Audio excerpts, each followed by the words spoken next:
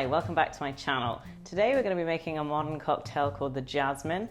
It was made by someone called Paul Harrington in a bar in California for his friend whose last name was Jasmine, hence the name of the cocktail being Jasmine.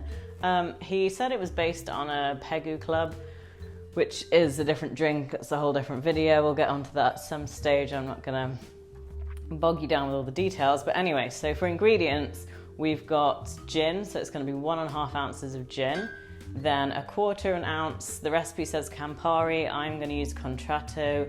You could use, I saw David Lebovitz used Brutto Americano, any red bitter should work here. 1/4 ounce of orange liqueur, and 3/4 ounce of lemon juice.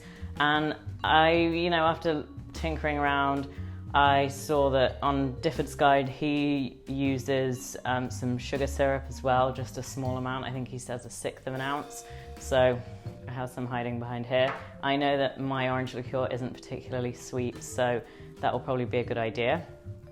Let's get started. So 1.5 ounces of gin. Now, this seems like an interesting lineup to me.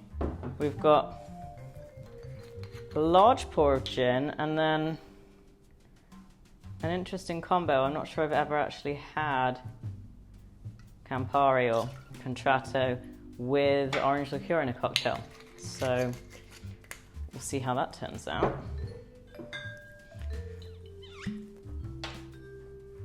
Maybe one day someone will create a cocktail and name it after me. Who knows? One can dream. Okay, so then in with 3/4 ounce of lemon juice. This is supposed to be quite a sharp but bitter, very refreshing kind of cocktail. Now, you don't have to add any sugar syrup, that is totally up to you, and depending on what orange liqueur you're using, that will definitely change the cocktail. I think the original cocktail said triple sec, so going in with one big, spills everywhere, and one small, and we're going to shake it for the usual 10 to 15 seconds. Okay, frost test successful. Let's pour it up. Now, I thought I'd use this delicate little coupe after the delicate name. It's funny, when I see some pictures of this drink, it looks a lot more red. Oh, buddy, that is very full. Now, can I get it down without spilling it? Success. I'm going to garnish with some lemon. I can't show you me doing it because I had to then use my last lemon to juice it. So I used what's called a channel knife. I'll pop a link in the description box below. I think you can still get them on Amazon, the same brand as this. And I'm just gonna roll this up. And if you kind of squeeze it a little bit, it sort of holds itself. And then I was just gonna pop that on the edge of the glass. Now I'm going to have to get down here to drink this because it is so full. Ooh. So cheers.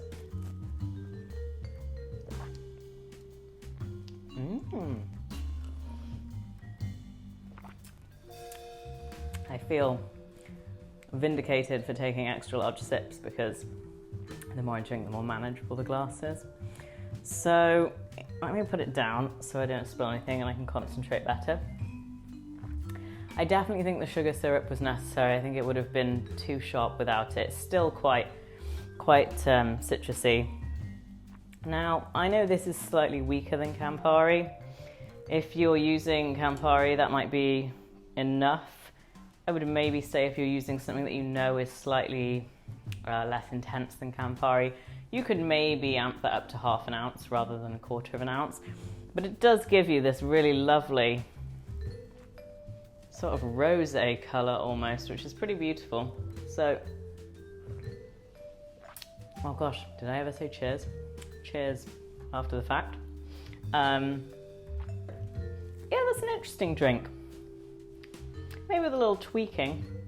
I'm not sure if it's my favorite right now, but it's an interesting combination of things. Again, you know, these drinks can vary so much depending on what brand of spirits you use. So the fact that I use this orange liqueur could make it taste very different than if you used Contratto or Grand Marnier.